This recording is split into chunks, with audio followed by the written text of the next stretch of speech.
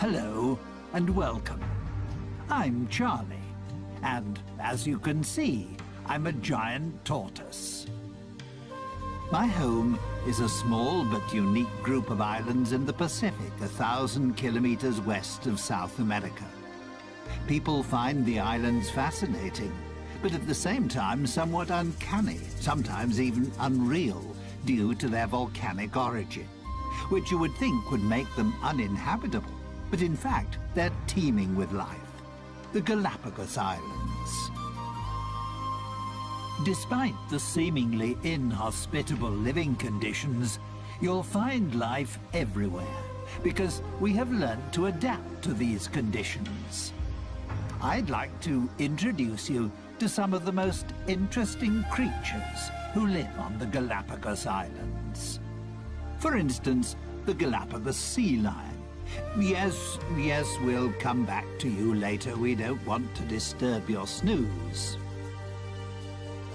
This is the famous Galapagos land iguana.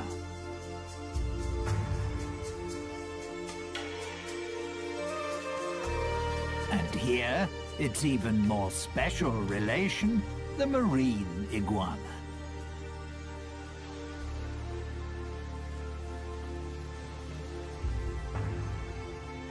The very colourful red rock crab, and the white-tip reef sharks. But the islands don't just consist of rock and lava. Thanks to the rainy season, numerous plants thrive here, providing a habitat for other creatures. For example, the brown pelican.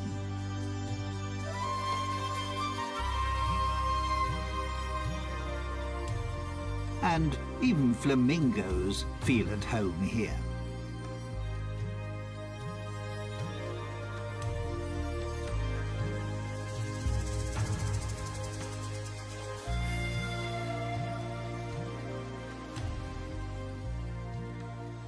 The Spanish, who, incidentally, by chance, discovered the islands in 1535, named them after me. Obviously because I impressed them so much. After all, I am a fine specimen. But first, let me tell you more about the remarkable reptiles on this group of islands. Here we see a prickly pear cacti growing in crevices in the lava. They provide food for the yellow land iguana.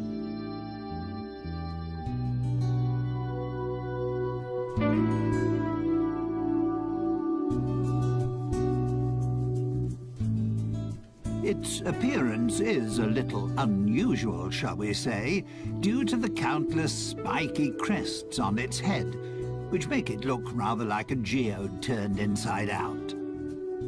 The fact that the female land iguana uses the hot volcanic sand to hatch the clutch of 3 to 12 eggs she has laid is the reason why land iguanas are mainly found on Fernandina. It's the most westerly and youngest island of the archipelago. It lies directly above the volcanic hotspot, which was responsible for the creation of the group of islands.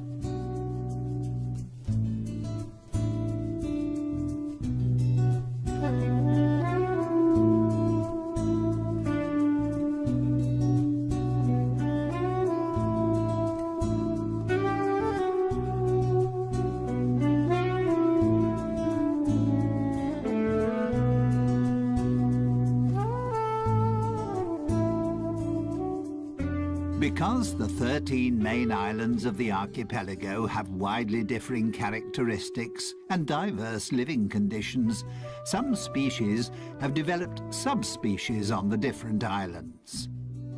That's why, apart from the ordinary land iguana, you'll also find the Santa Fe iguana, which has an even stronger yellow coloring and a more spiky appearance. And then there's the Rosada iguana, which has a distinct pink shade.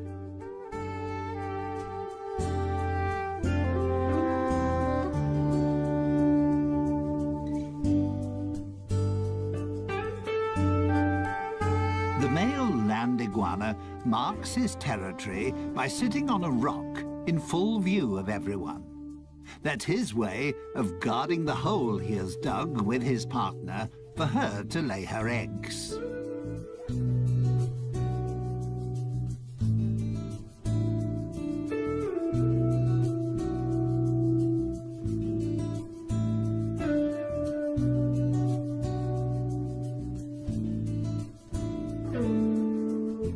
This is a relation of the land iguana, the marine iguana.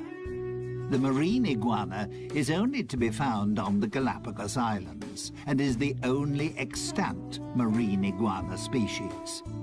It prefers to live along the coastline because that's where it finds its food.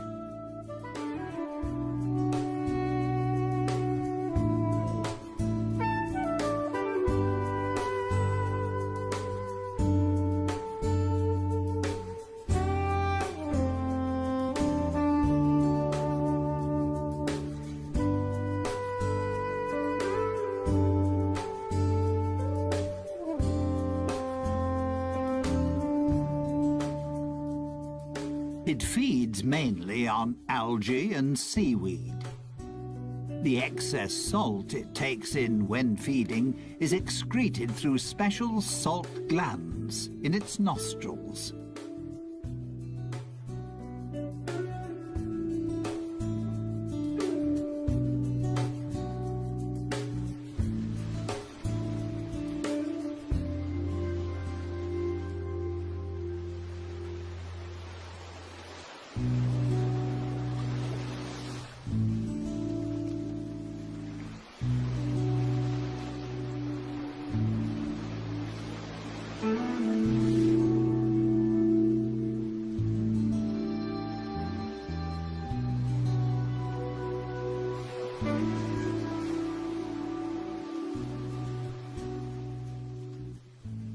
Marine iguanas are cold-blooded creatures.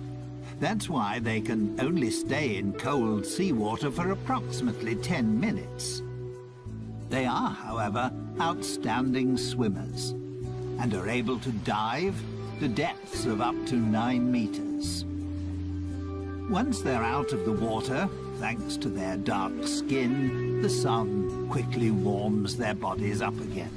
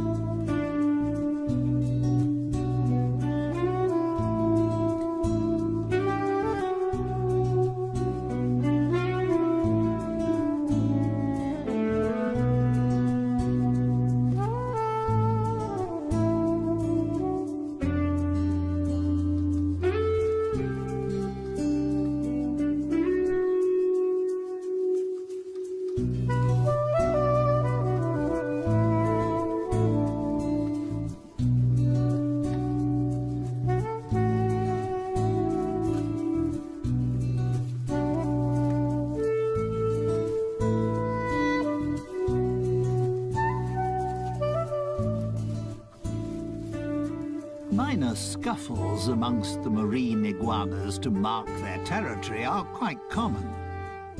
The main problem for them is the Galapagos hawk. Marine iguanas are the prey of choice when the hawk is feeding its young.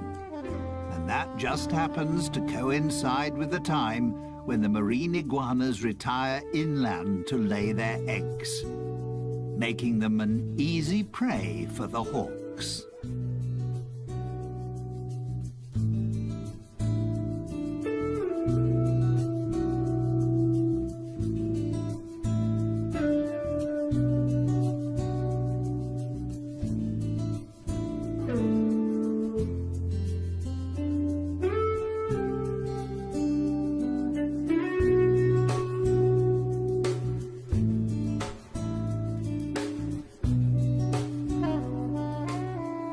On the lava beach, the hawks have little chance of catching the iguanas, as they can easily camouflage themselves.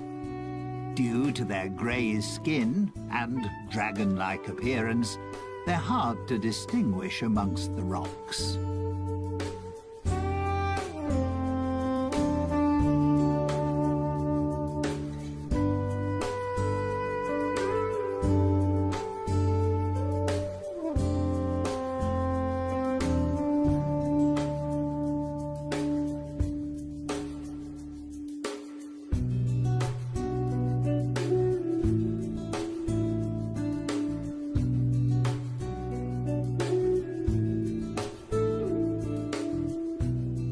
The Galapagos Islands are home to 7 endemic types of iguana. The males are larger than the females and can reach up to 30 centimeters, approximately 12 inches in length. Iguanas mainly eat flies, scorpions, and other insects. They have a symbiotic relationship with the sea lions because they free them of bothersome flies.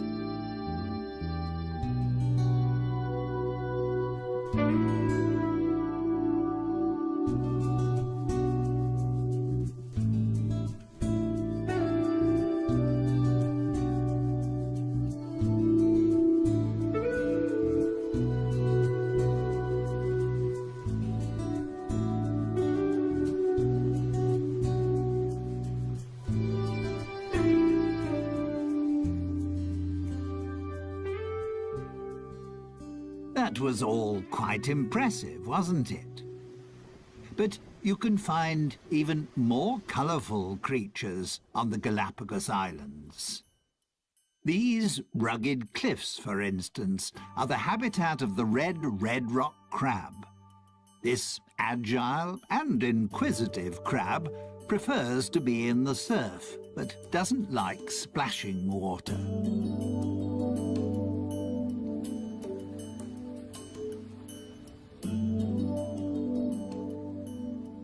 Its main source of food is algae, which it gnaws off rocks, together with other marine organisms. But also the odd carcass which gets washed ashore is a welcome extra in its diet.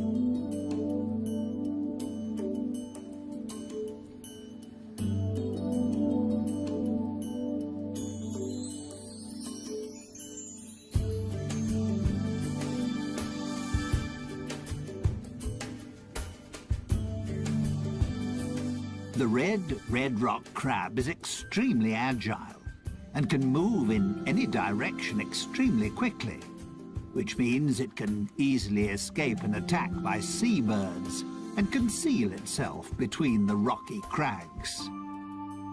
Its curiosity, however, will soon get the better of it, and it'll surface again fairly quickly.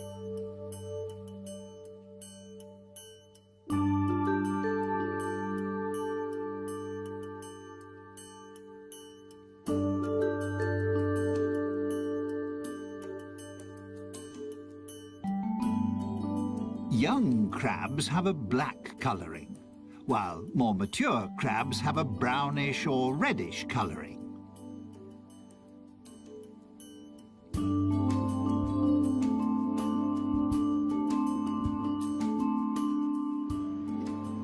Bless you. Probably the food was a little too salty. Ah, there we have a friend who is spending his winter holidays with us. The black stone turner. He's flown an amazingly long way from the northern parts of America.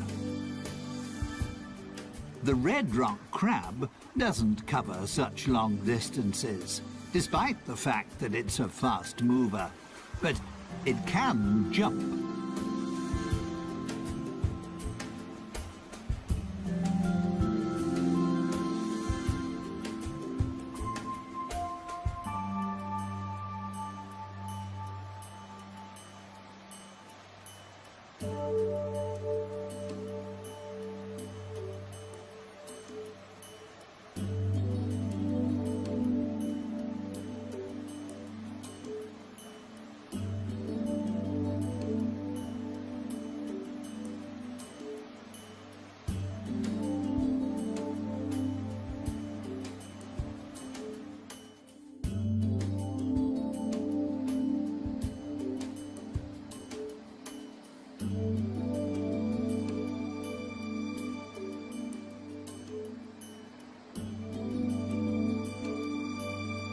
The name red rock crab doesn't mean that nature has decided that all the crabs must be this colour.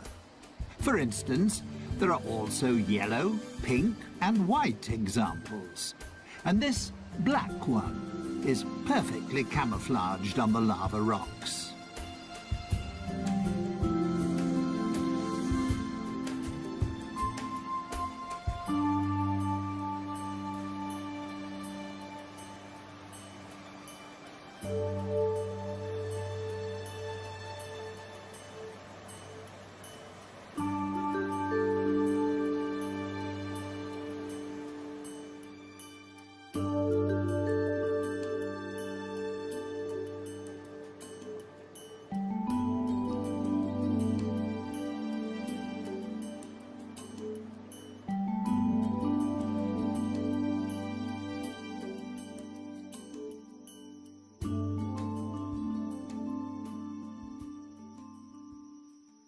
So, not everything is grey and bleak on my group of islands.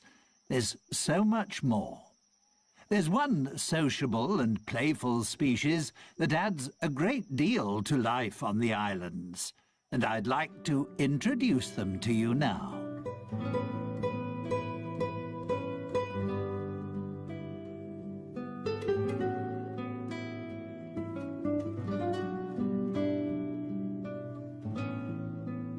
The Galapagos sea lions. You'll find them on virtually all the islands of the archipelago, just like their smaller relations, the Galapagos fur seals. Although they enjoy spending most of their time in water, you can frequently find them on land. To protect themselves against too much sun, they seek out the shade in natural caves or under cliffs. They cool down in tidal pools or in the sea. One of the favourite spots of the Galapagos sea lion is the leeward northern shore of the oldest and most southerly island, Hispaniola.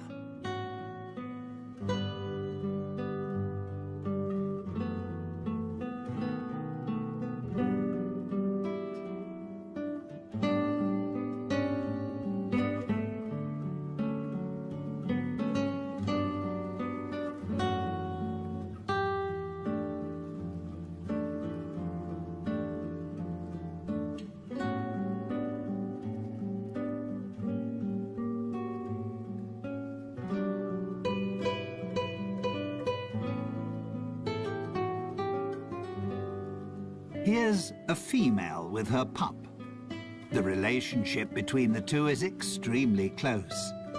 Not surprising after a gestation period of 12 months. And she will continue to breastfeed it for another few months. A sea lion pup only becomes fully independent after 3 to 4 years. That's how long it takes for the females to reach sexual maturity.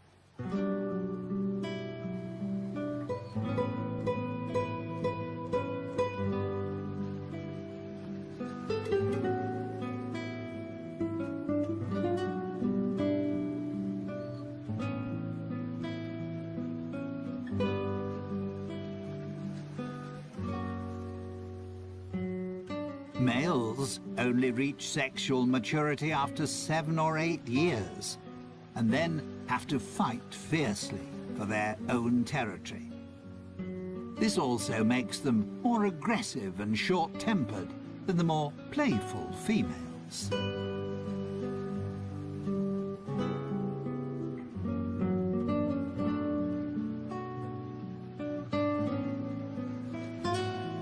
It's not surprising that male sea lions are constantly fighting for their territory and trying to find a mate, because there are far fewer of them. A male sea lion will often have as many as 30 females in his harem.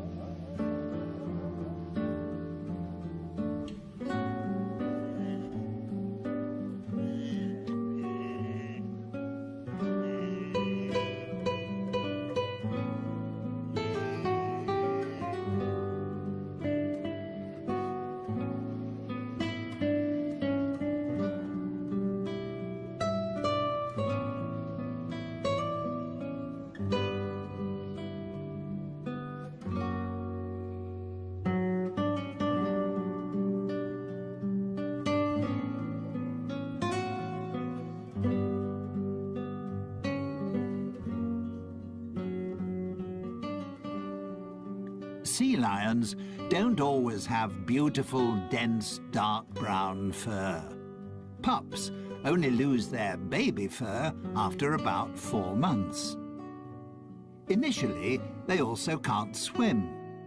They learn to swim, together with other pups, in calm bays. Only when they can swim properly do they follow their mothers out to sea. The young animals play with one another, while their mothers hunt for fish. They won't hunt for food on their own until they're a couple of years old.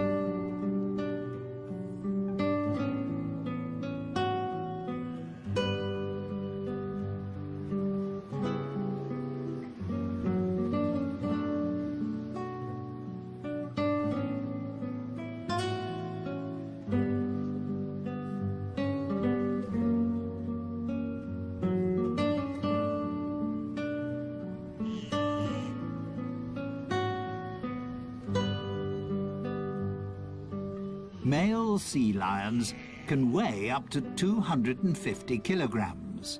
Females, roughly 100 kilograms.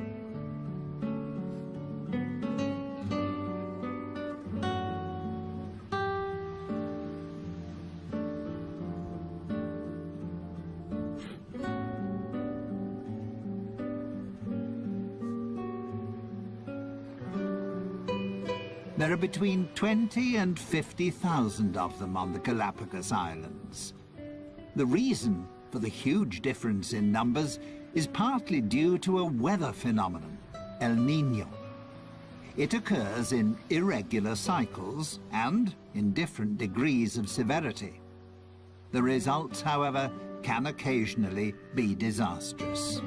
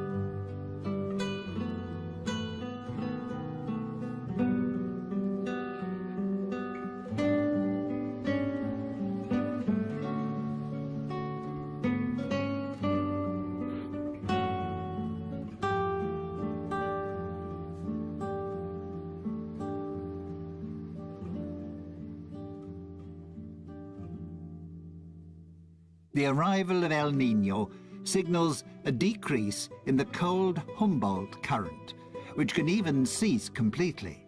The temperature of the seawater rises, causing plankton and small fish to die. This disrupts the food chain, because seabirds and fish can't find sufficient food.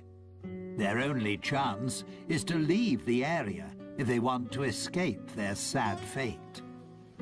The situation can prove fatal for seals, as they no longer find any food, and many starve to death.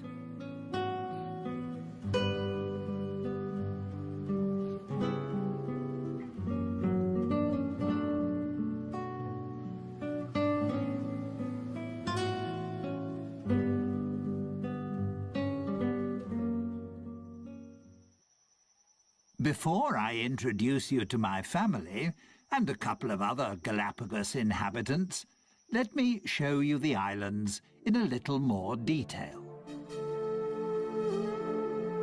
Life on the Galapagos Islands is not always easy.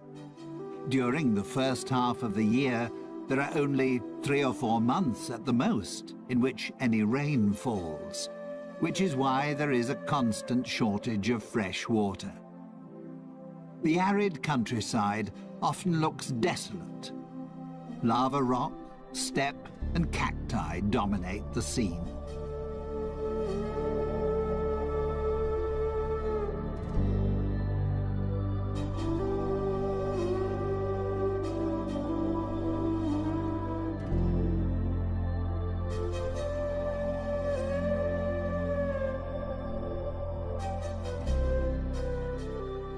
The Galapagos Islands are of volcanic origin.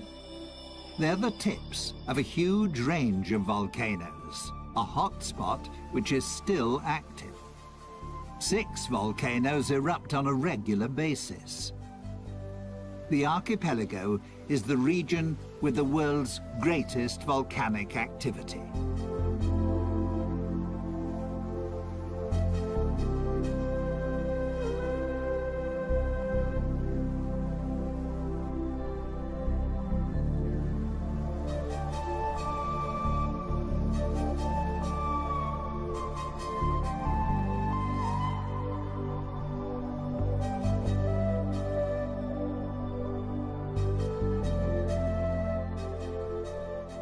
And there is another special feature.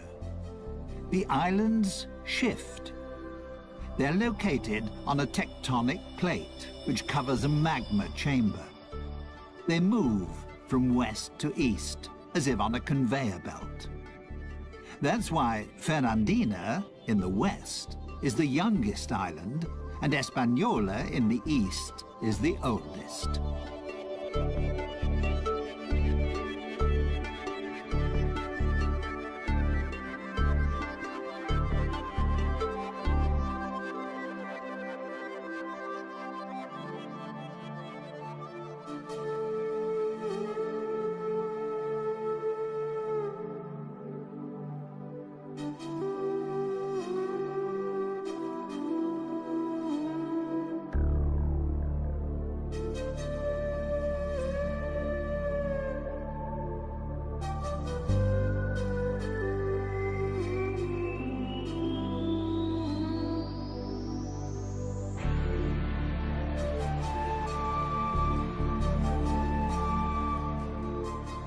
Once the rainy season starts, the islands burst into life.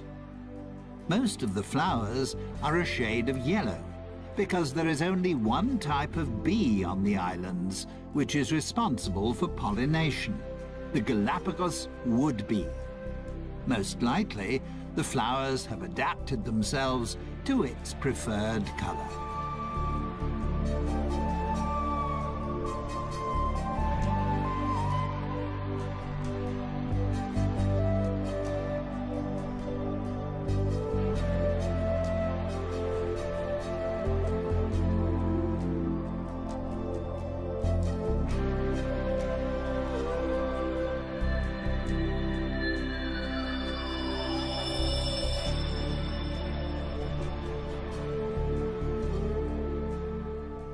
These are prickly pear cacti.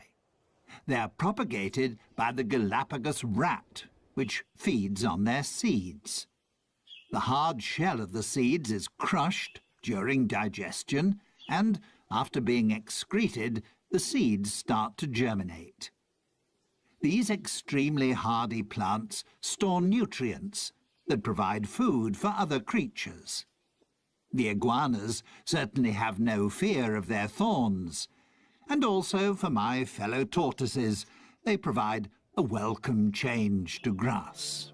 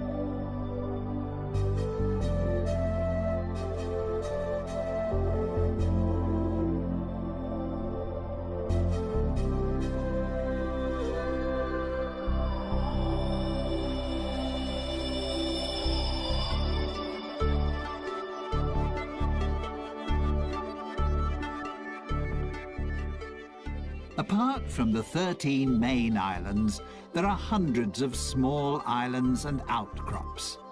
Some of them are several hundred meters high and provide breeding grounds for the numerous seabirds.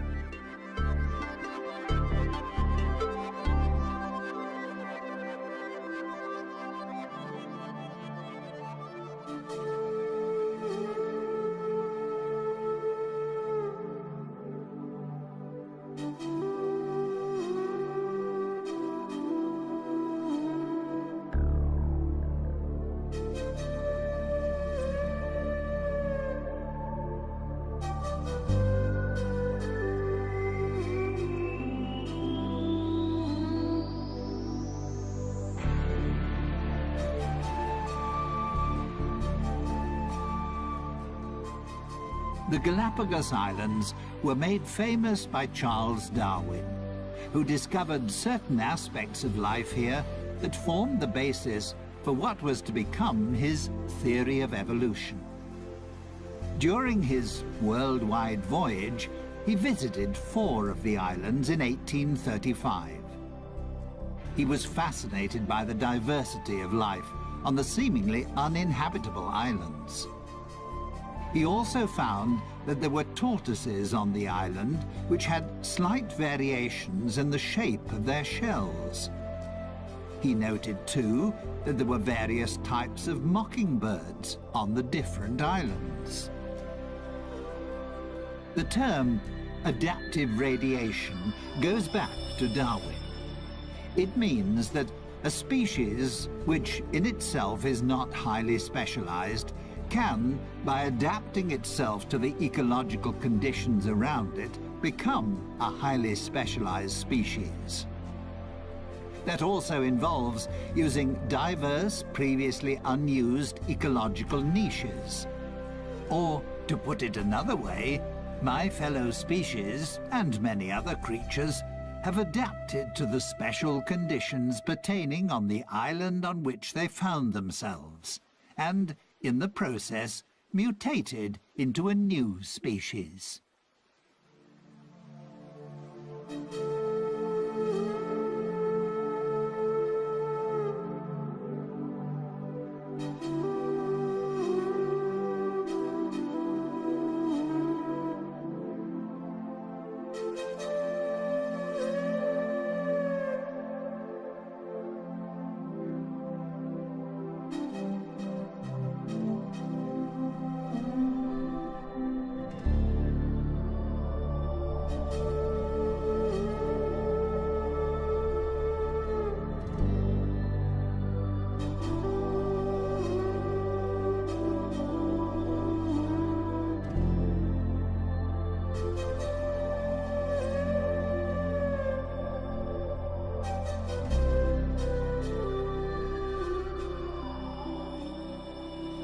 A gathering of white-tip reef sharks. They can be recognized easily by their white-tipped dorsal fin and tail. At the moment, they're resting after hunting for fish, crustacea, and cephalopods. Come nighttime, they'll become active again.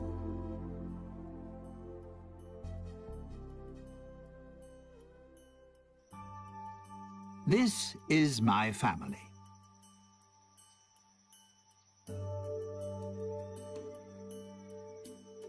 We giant tortoises are the largest of our fellow species living in the world today.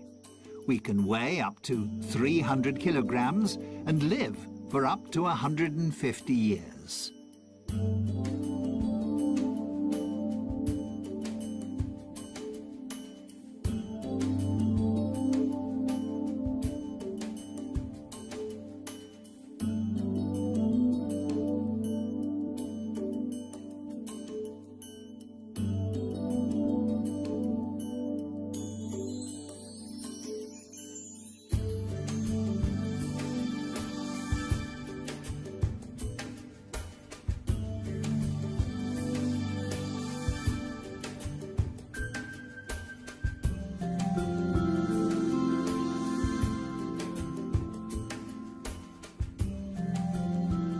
Some of my relations don't have a dome-shaped shell, but rather a more saddle-shaped one.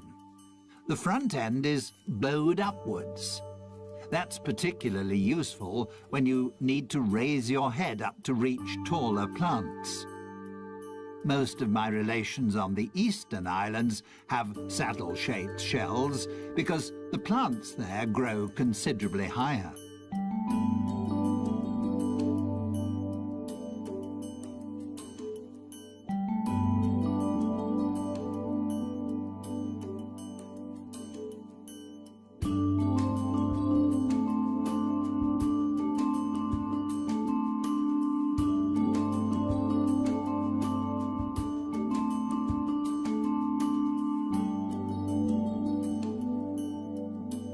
Like the iguanas, we giant tortoises have concluded a pact with the small birds that live on our island.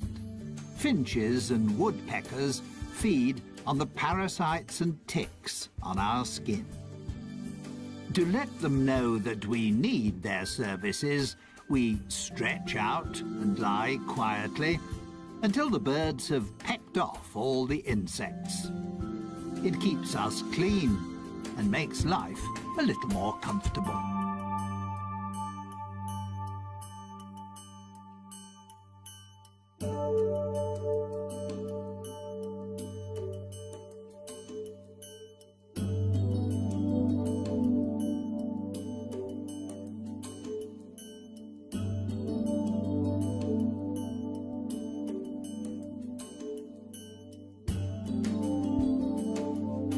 Our diet consists of grass, herbs, climbing plants, and berries.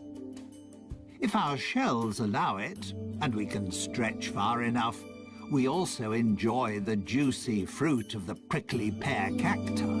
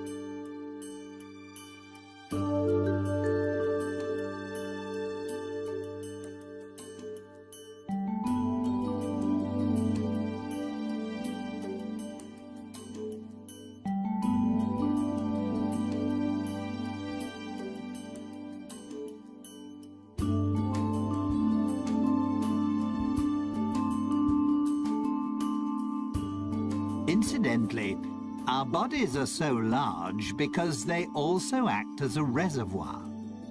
We can store enough fat to last a year without food. And we can even manage without water for several months. We're very frugal. On this archipelago, that's sometimes an absolute necessity. With the possibility of a volcanic eruption at any time, or if El Niño returns, it's a good idea to have a little in reserve.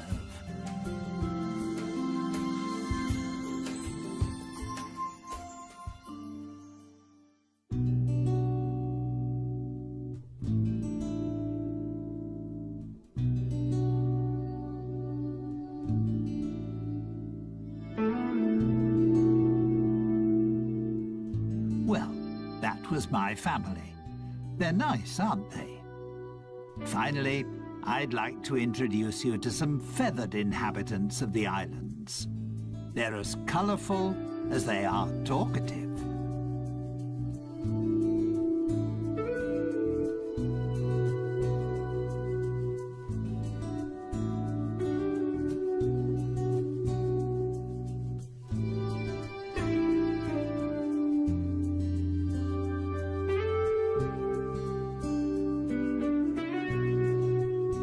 The roughly 500 flamingos which live on the Galapagos Islands are immigrants from the Caribbean.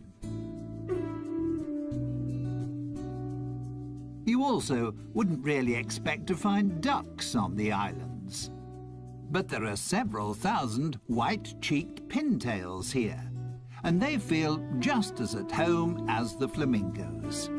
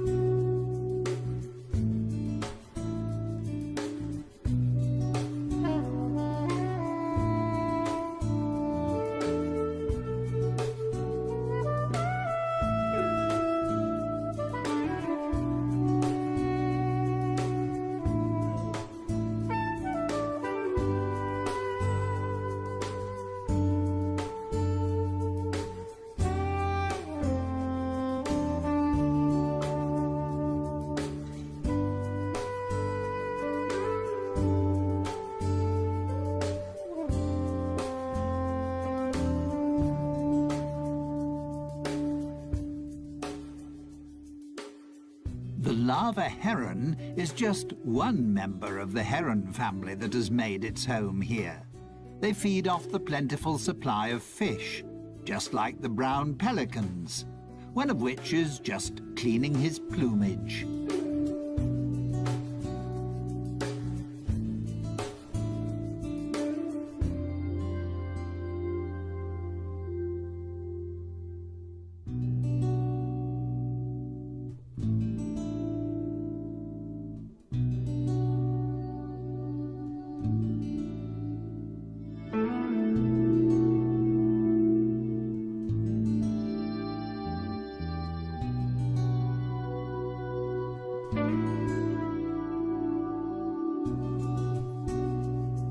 The Galapagos albatross is the largest bird on the islands, with a wingspan of 2 meters.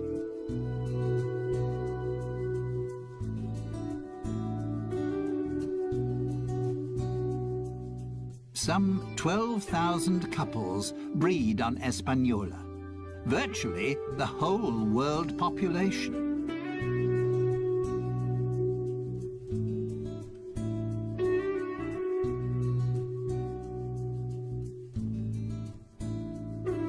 Here we have the pirates amongst the birds, a female frigate bird.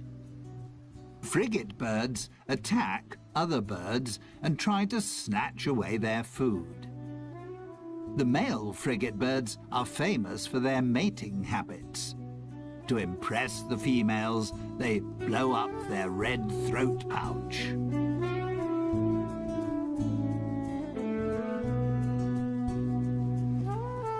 Someone else who appreciates the cold waters of the Humboldt and Cromwell currents is the Galapagos penguin.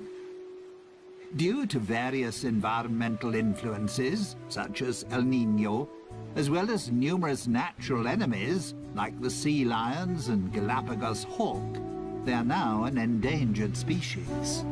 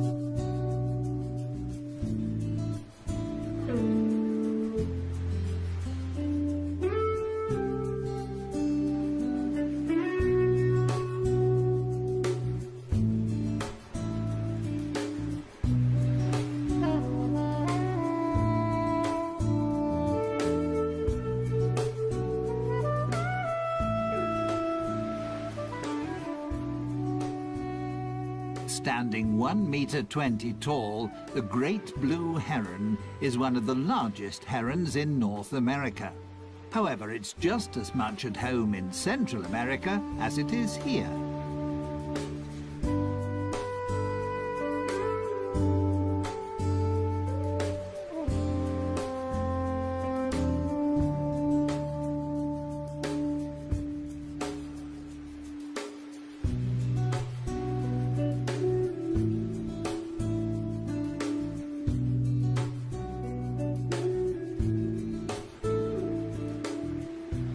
Stalking the beach, on the lookout for fishes, crabs or algae, is a dusky gull.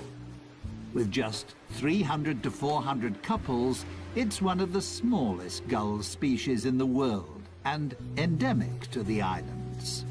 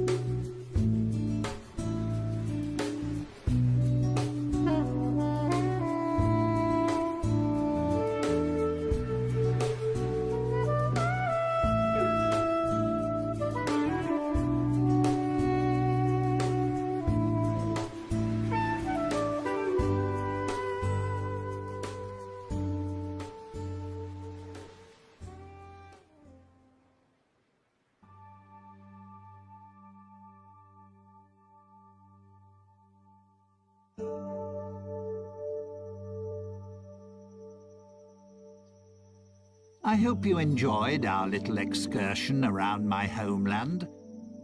Time for me to be getting back to my family. And time to thank you for your visit. And to say goodbye.